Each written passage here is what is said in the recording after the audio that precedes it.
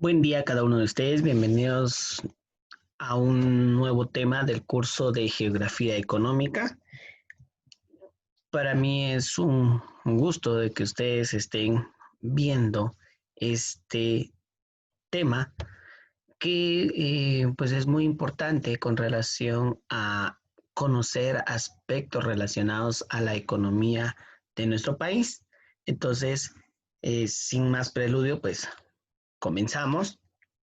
Eh, Les doy la bienvenida a esta tercera unidad, en donde ustedes pues pueden leer aquí la competencia que nos abarca para esta unidad.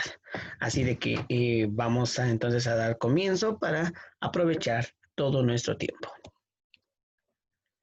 Vamos a hablar en primer lugar acerca de lo que es el tema de los recursos. En términos generales, se denomina recursos a los elementos que aportan algún tipo de beneficio a la sociedad, por lo que estos pueden ser naturales, económicos, materiales, humanos, entre otros. En el curso de economía hemos definido a los recursos como factores que combinados son capaces de generar valor en la producción de bienes y servicios que desde este punto de vista son capital, trabajo y la tierra. En el caso del capital, está integrado por todos los elementos que sirven para la producción de bienes y fueron a su vez producidos en forma artificial y se incrementan en inversiones. Algunos ejemplos de bienes de capital son las maquinarias, los inmuebles, entre otros. La tierra abarca todos los recursos naturales que pueden utilizarse para producir bienes o para consumirse directamente. Este factor no es producido, sino que se toma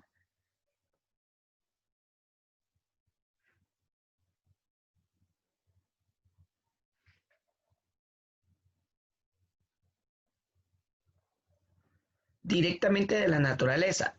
Esto pues incluye, por ejemplo, yacimientos mineros, tierras fértiles, entre otras. La tierra ha sido fuente de enormes disputas que a lo largo del tiempo desencadenaron guerras y derramamiento de sangre. También ha desatado enormes controversias en relación a los fenómenos de la reforma agraria, por ejemplo, del año 1950 en nuestro país. El trabajo en sí es el esfuerzo realizado por los seres humanos que pueden producir bienes y servicios. El modo de trabajo predominante fue la esclavitud y con el desarrollo del capitalismo se instala como importante el trabajo asalariado. Para que un país se posicione de modo óptimo en el mundo, debe lograr una correcta integración de estos recursos. Vamos a hablar entonces de el recurso humano. Este está integrado por el conjunto de trabajadores o empleados que forman parte de una empresa o una institución privada o del Estado y que se caracteriza por desempeñar una serie de actividades específicas en cada sector y que con la combinación de otros recursos contribuyen para lograr el desarrollo económico de un país. El recurso humano es la fuente de riqueza más importante de la producción, ya que es el responsable de la ejecución y desarrollo de todas las tareas y actividades que se necesiten para el buen funcionamiento de la institución o de la empresa, con lo cual también se contribuye para el desarrollo económico nacional. Debido a la importancia de los recursos humanos en la economía, en la actualidad se acostumbra a destinar un sector especializado en la organización de tales recursos. Este sector cuenta con el mismo nombre y por lo general se compone de varios agentes capacitados que tienen entre sus principales funciones la selección de trabajadores, la ubicación de los mismos en las distintas áreas de la empresa o institución, el mantenimiento de buenos y apropiados lazos de comunicación entre las áreas y el establecimiento de pautas de trabajo, la conducción y desarrollo de equipos de trabajo y la planificación de tácticas y actividades específicas para cada sector.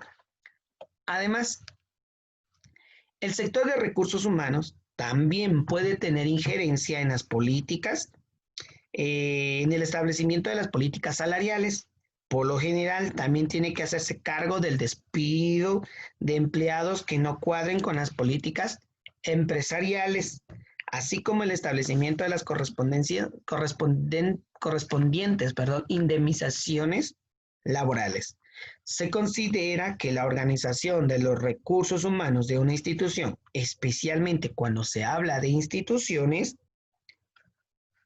que tienen que demostrar resultados específicos, es una de las claves para el buen funcionamiento de la empresa. Esto tiene que ver con la noción de adecuación de cada uno de los empleados a las necesidades de la empresa, a modo de asegurar que los resultados, tanto a nivel general como específico, sean los esperados.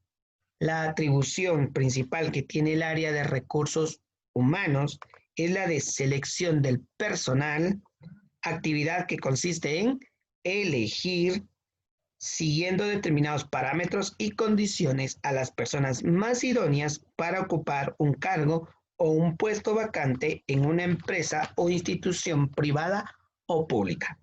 Esta actividad de elección puede continuar con el entrenamiento o capacitación de los mismos. Cuando se estudia en conjunto el recurso humano, así como su origen, evolución y las diversas actividades para que puedan llevar a cabo combinados con otros recursos, surge entonces el estudio de la población, cuyo tema vamos a ver en las siguientes diapositivas. Pero antes de continuar, pueden ver ustedes acá el ejercicio número 1 de la primera tarea. En su cuaderno van a responder a estas preguntas o actividades. En primer lugar, va a explicar la diferencia que existe entre tierra, trabajo y capital como recursos.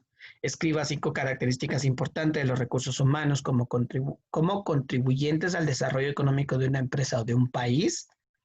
¿Cuáles son las principales funciones del área de recursos humanos en una empresa? ¿Y cuál es la atribución principal que tiene el área de recursos humanos?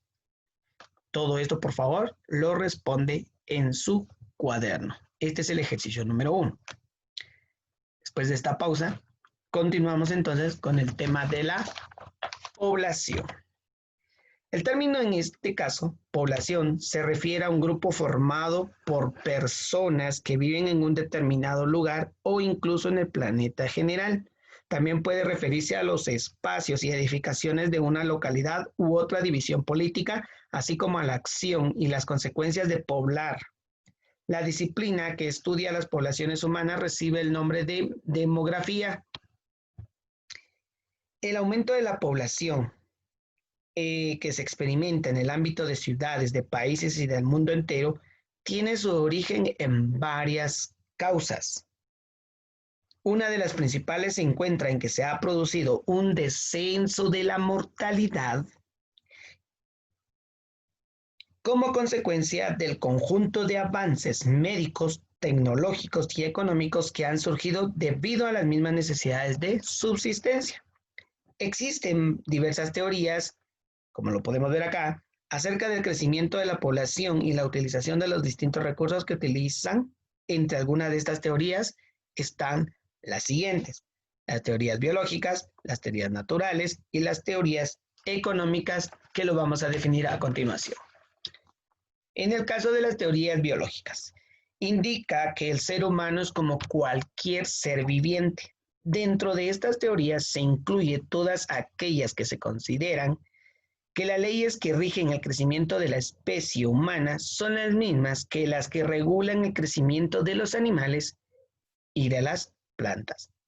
Según esta tesis, el de las teorías biológicas, se presentan periodos alternantes en las cuales el número de habitantes se encuentra por debajo del nivel de recursos alimenticios o por encima de los mismos.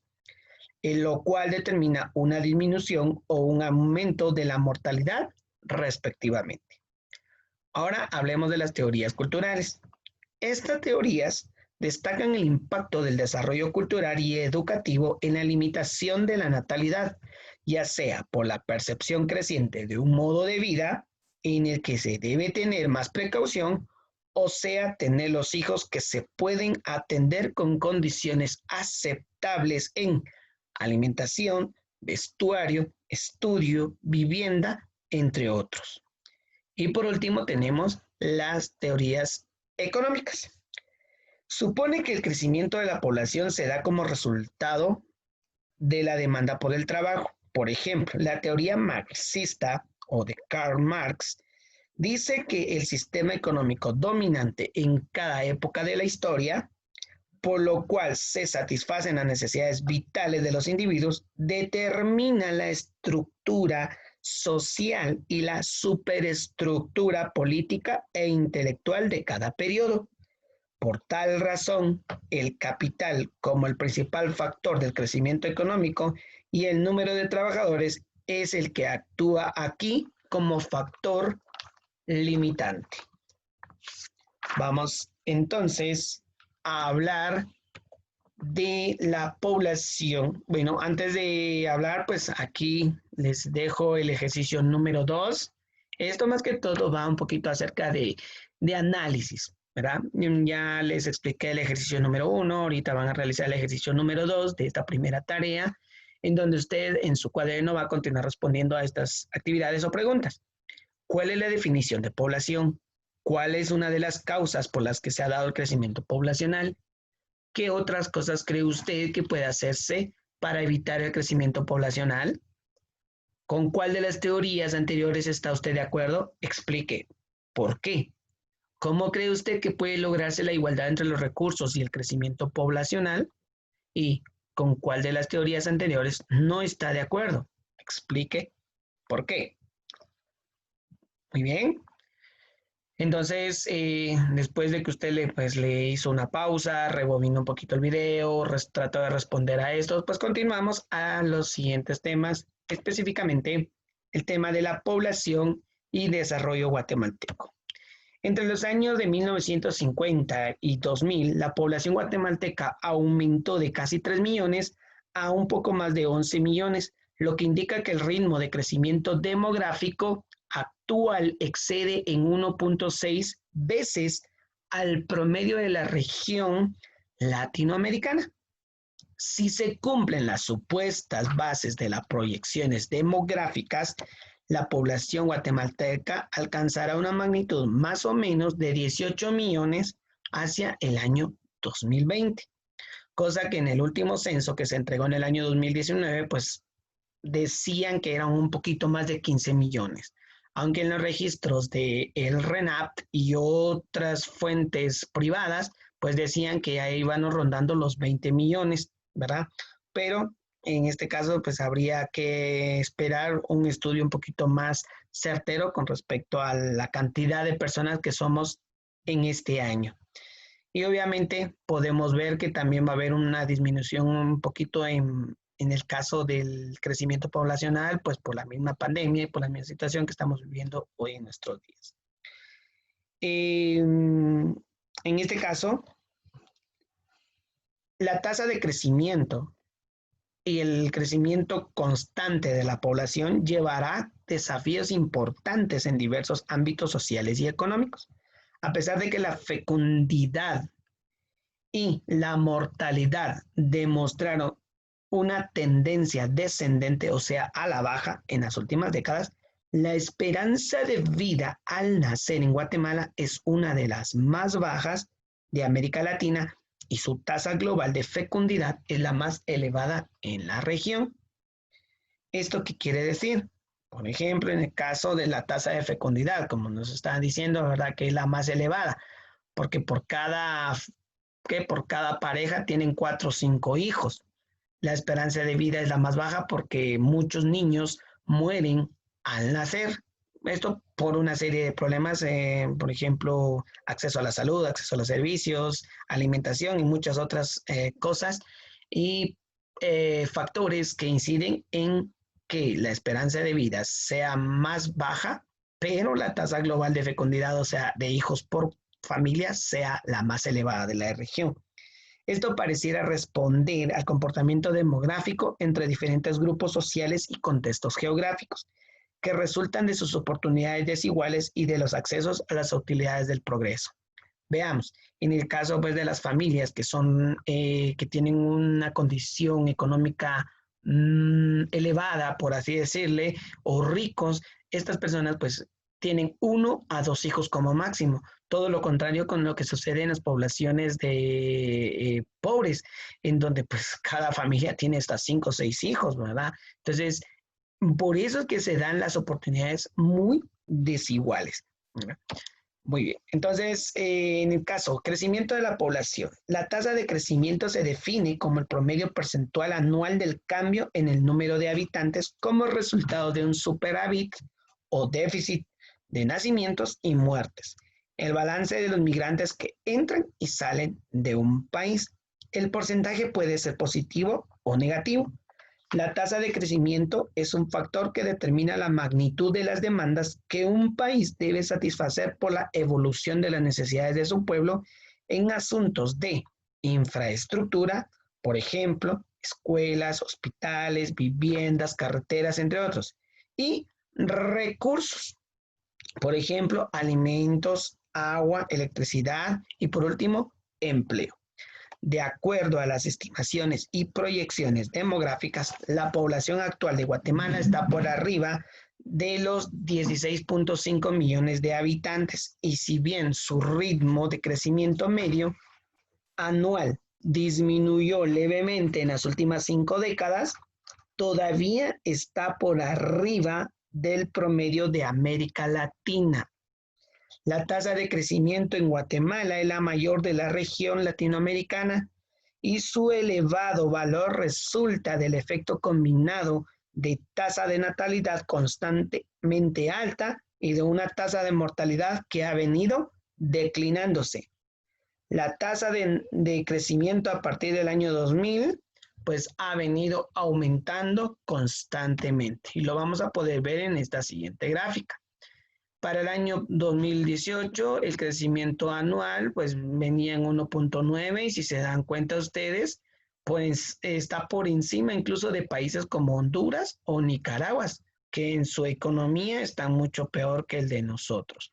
Si ustedes pueden ver acá, desde el año 1880 ha venido aumentando la cantidad de población, pasando del millón, casi 1,5 millones, 2 millones para el año 1921, para el año 1981 era más de 6 millones, al año 1994 8 millones, al 2000, pasando al 2002, más de 11 millones, al 2008 casi los 14 millones y pues ahorita pues se calcula que estamos por arriba, para el año 2018 se calculaba que estaba por arriba de los 15 millones, ¿verdad?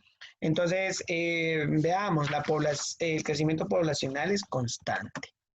Pasamos entonces a hablar de la distribución espacial de la población y la migración interna. La ocupación del territorio antes de la conquista, en este caso, a lo largo de la historia ha sido heterogénea. Antes de la conquista, la mayoría de los pobladores habitaban las tierras altas del sur, principalmente en Quetzaltenango, que constituyó el centro cultural más importante de la época. Casi un tercio de la población se concentraba en las depresiones de las regiones montañosas del suroeste, o sea, de los altos, practicando una agricultura sedentaria y el resto del territorio estaba habitado por grupos nómadas relativamente pequeños. Las primeras invasiones de los conquistadores europeos a las tierras altas del sur tuvieron lugar en el año 1523. En 1541 fundaron en el Valle de Panchoy la ciudad de Santiago de los Caballeros de Guatemala, hoy en día conocido como la antigua Guatemala, que pasó a constituirse en el centro político administrativo de la región, lo que produjo un cierto auge en el desarrollo de esta parte del territorio, pero en el año 1773 un sismo destruyó la ciudad y sus funciones se trasladaron a la actual ciudad de Guatemala, o sea, hacia el Valle de la Ermita, como se conoce. No obstante, el grueso de la población, en su mayoría indígenas, continuaron habitando las altiplanicies de las regiones montañosas del suroccidente, donde predominaba una economía de subsistencia basada en la siembra del maíz y del frijol. A lo largo de la colonia se introdujeron nuevos cultivos, principalmente destinados al mercado externo, lo que diversificó la producción agrícola. La mayoría de esfuerzos se centraron en el cultivo de añil, cacao, grana, caña de azúcar, tabaco y algodón, cultivos que formaron la importancia económica a través de distintas épocas y que se describen más adelante. En la primera mitad del siglo XX, debido a la explotación bananera y a la incipiente diversificación productiva que contrajo consigo la modificación de las modalidades de organización del trabajo, comenzaron a insinuarse movimientos de población hacia algunas zonas agrícolas, por ejemplo, en las costas del Pacífico, o sea, Escuintla, Retalhuleu y Sichitepeques, y el Atlántico. Las actividades de transporte y embarque vinculadas a la producción bananera adquirieron importancia en el noreste y el litoral central del Pacífico, o sea, en Escuintla. Y la producción agrícola, por ejemplo, del café, arroz y granos básicos, y la ganadera se desarrolló en esa zona precisamente. La evolución de la población urbana y rural. El cambio de las estructuras productivas provocó también el desplazamiento de pequeños grupos campesinos a las extensas áreas del Petén, donde reprodujeron una economía de subsistencia. A comienzos de la década de 1940, Guatemala inició un proceso de modernización de su estructura productiva, otorgando prioridad al desarrollo de las actividades industriales. Con tal propósito, se promulgó un conjunto de leyes de fomento y se crearon organismos estatales de apoyo a la industrialización. Ello favoreció la localización de la población en el departamento de Guatemala, que llegó a concentrar una buena parte de establecimientos industriales del país. A diferencia de la mayoría de naciones latinoamericanas, Guatemala es un país eminentemente rural. El último censo de la población dio a conocer que el 35 o solo el 35% de los guatemaltecos residía en zonas urbanas, o sea, en ciudades, villas o pueblos, y el 65% restante vivía en pequeñas comunidades, o sea, en aldeas, parajes, caseríos y fincas, disgregadas por todo el territorio nacional. Junto con Haití y Honduras, Guatemala conforma el grupo de países de menor grado de urbanización en el contexto regional. Hablemos entonces, en este momento, de la migración. La migración, en sus términos más básicos, se refiere a los movimientos de personas de un lugar a otro, y estos desplazamientos conllevan un cambio de residencia, ya sea de forma temporal o de forma definitiva. La migración internacional registró un signo permanente negativo durante la segunda mitad del siglo XX, por allá en el año 1950, lo que contribuyó a disminuir en forma leve los efectos del ritmo de crecimiento de la población guatemalteca. En la actualidad, las migraciones internacionales han aumentado considerablemente de 75 millones en 1980 a 120 millones en el año 2008 y aumentaron a 190 millones en el año 2011, con una tasa anual de crecimiento del 2.08% promedio en todo el mundo. A pesar de este aumento progresivo y no explosivo, los migrantes internacionales representan apenas el 2.3% de la población mundial total. Los puntos que llevan mucha migración a nivel mundial es en Europa, en algunos países asiáticos como Corea del Sur y China y Japón, y aquí en América, Estados Unidos y Canadá. Vamos a hablar entonces de la migración en sus dos variantes, emigración e inmigración. Vamos a ver la diferencia que existen entre estos dos. En el caso de la emigración, consiste en salir del país natal o la región de nacimiento para establecerse en otro país o región. Las emigraciones han llegado a ser uno de los problemas más frecuentes que enfrentan las diferentes poblaciones por las condiciones en que deben vivir millones de desplazados. Entre algunas de las razones por las que las personas emigran están las siguientes. Por ejemplo, políticas, problemas políticos, raciales, religiosos, de identidad sexual, falta de recursos naturales y económicos, falta de empleo y entre otras. Durante las últimas décadas, la mayoría de la inmigración guatemalteca tuvo como destino los Estados Unidos de Norteamérica y México, y en poca proporción a Canadá y Belice. Vamos a definir entonces en el caso del tema de la inmigración. Significa ingreso o entrada de personas que nacieron en otros países o provenientes de otras naciones. La inmigración se estudia desde el punto de vista del país de hospitalidad o de entrada, donde se presenta una serie de situaciones políticas y problemas. Por lo general se plantean diferencias culturales, económicas y sociales entre las poblaciones inmigrantes y las del país de recepción. Guatemala se mantuvo relativamente al margen de las corrientes de inmigración, ya que en el periodo de la posguerra mundial se orientaron hacia otros países de América Latina, ejemplo, Argentina, Chile y Ecuador. Durante la última década, los extranjeros no representan más allá del 1% de la población total, es decir, más o menos 40,000 personas en los últimos años. Dichos inmigrantes en su mayoría provienen de El Salvador y Honduras. Muy bien, entonces hemos llegado al fin de nuestros temas con respecto al tema de recurso. Recurso humano, en el caso del recurso humano, pues estudiamos la dinámica de la población. Por lo tanto, entonces usted, por favor, va a terminar su primera tarea con este tercer ejercicio. ¿Cuál es la definición de la tasa de crecimiento? ¿Qué es lo que determina con el factor de la tasa de crecimiento? Explique en orden cómo se ha dado la ocupación del territorio a lo largo de la historia, cuáles fueron los cultivos que conformaron la importancia económica a través de las distintas épocas en Guatemala. Explique cómo se dieron los movimientos de población hacia algunas zonas agrícolas. Y por último, por favor, realice un PNI, es como un cuadro comparativo, realiza 3 columnas. La primera columna son los aspectos positivos, la segunda columna son los aspectos negativos y la tercera columna los aspectos interesantes, dividido en 3 filas. La primera fila usted va a indicar los aspectos positivos, negativos e interesantes de la migración.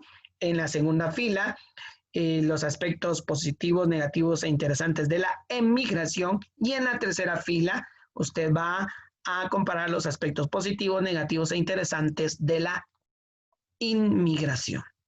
Así de que espero que les haya gustado el tema para esta semana.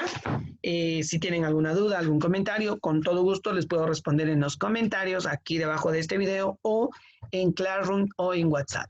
Que tengan un buen día, que Dios me los bendiga, cuídense, usen mascarillas, lávense las manos constantemente y mantengan la distancia social. Que tengan un maravilloso día. Hasta pronto.